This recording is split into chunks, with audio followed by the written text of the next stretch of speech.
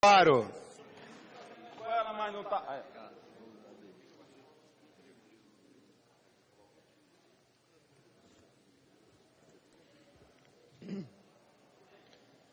Senhor presidente, nobres colegas deputados e deputadas, da última vez que falei, que discursei sobre o impeachment, foi na comissão na semana passada, e naquela oportunidade contei para vossas excelências os motivos que me levaram para a vida pública. Porém, hoje quero falar para vossas excelências do sentimento que eu tinha quando cheguei aqui nesta casa. No dia da posse, um amigo meu me chamou e disse: Marcelinho, não perca essa oportunidade. Lembre-se sempre de viver o seu mandato como um verdadeiro sacerdócio. Não se esqueça das palavras do Papa Pio XII, que nos ensinou que a política é a maior forma de se promover caridade. Não perca essa oportunidade. E naquele momento, eu fiz um compromisso, que eu não perderia essa oportunidade. Que alegria era para mim chegar nas minhas primeiras manhãs como deputado federal e ver o meu nome escrito nesse painel, e ver o nome do meu estado. Que alegria trabalhar em uma casa que foi palco das grandes discussões do nosso país. Senhoras e senhores, foi aqui nessa casa que a gente viu Ulisses Guimarães subir rápido aquelas escadas, assentar na cadeira de presidente e promulgar a Constituição de 88. E ainda nos ensinar, abre aspas, questioná-la, sim. Modificá-la, sim.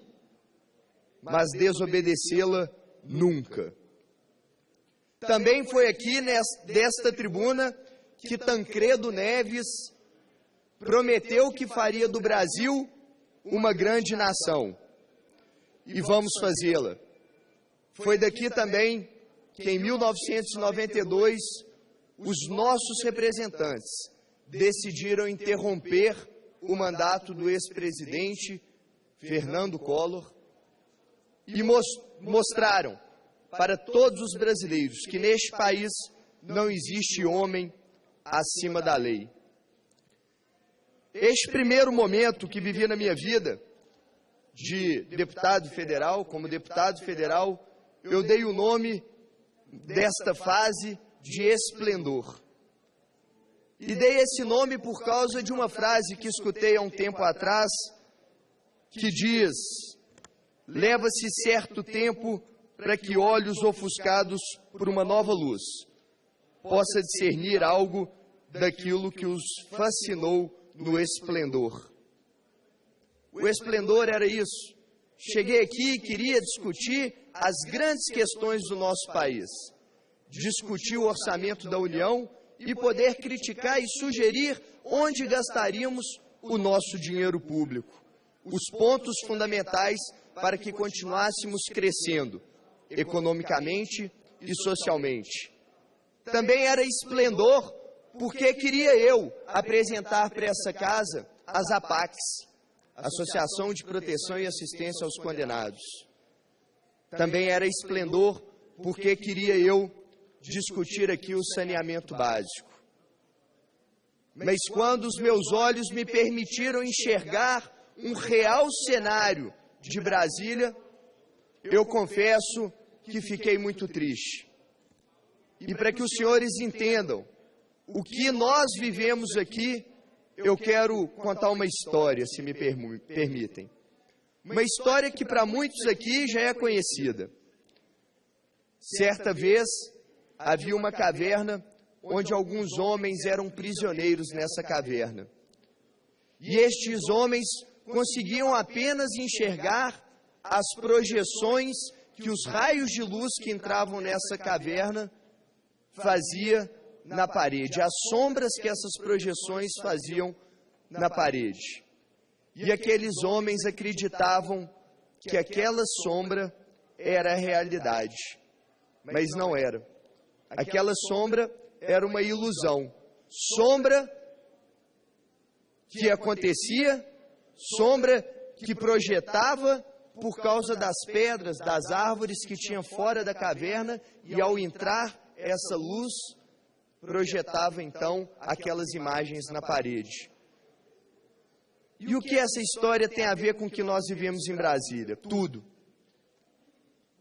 O que o governo do PT faz hoje aqui em Brasília é nos aprisionar numa caverna e projetar imagens que são meras ilusões. Projetam imagens que não condizem com a realidade. Se não, vejamos. O governo projeta uma sombra na parede e diz que o programa Bolsa Família é o suficiente para resolver o problema dos menos favorecidos. Isso é uma ilusão. A realidade é que a inflação cresce em números assustadores, tirando dessas pessoas o poder de compra. O governo projeta uma sombra na parede e diz que o programa Minha Casa Minha Vida basta. Isto é uma ilusão. A realidade é que hoje mais de 50% dos brasileiros, segundo dados da ONU, ainda não têm um saneamento básico adequado. O governo projeta uma sombra na parede e diz que nunca se investigou tanto e que nunca se combateu tanto a corrupção. Isso é uma ilusão. A realidade é que se nomeia um ministro da Casa Civil que está com medo de ser preso. A realidade é que o nosso ministro da Educação tenta obstruir as investigações da Lava Jato, tentando calar uma delação. O governo projeta uma sombra na parede e diz que é uma pátria educadora. Isso é uma ilusão. A realidade é que o governo hoje não tem dinheiro para pagar o FIES e interrompe o sonho de milhares de jovens espalhados no nosso país. O governo projeta uma sombra na parede e diz que o país cresce economicamente. Isso é uma ilusão. A realidade é que nós assistimos diariamente milhares de pessoas perdendo o seu emprego e centenas de empresas fechando as portas. O governo projeta uma sombra na parede e diz que vivemos em um país seguro. Isso é uma ilusão. Na realidade, somos um dos 10 países mais violentos do mundo. Hoje nós temos, em média, quase 60 mil homicídios ano no nosso país. Vivemos um país completamente inseguro. O governo projeta uma sombra na parede e diz que é autossuficiente em petróleo. Mas a realidade é que este mesmo governo gerou um rombo de mais de 100 bilhões de reais na nossa querida Petrobras. O governo, e por fim, o governo projeta uma sombra na parede e diz que a presidente não cometeu crime. E isso, nobres colegas, também é uma ilusão. Cometeu crime, sim, e crime de responsabilidade. Pedalou, pegou um dinheiro que não era seu para pagar uma conta que era sua.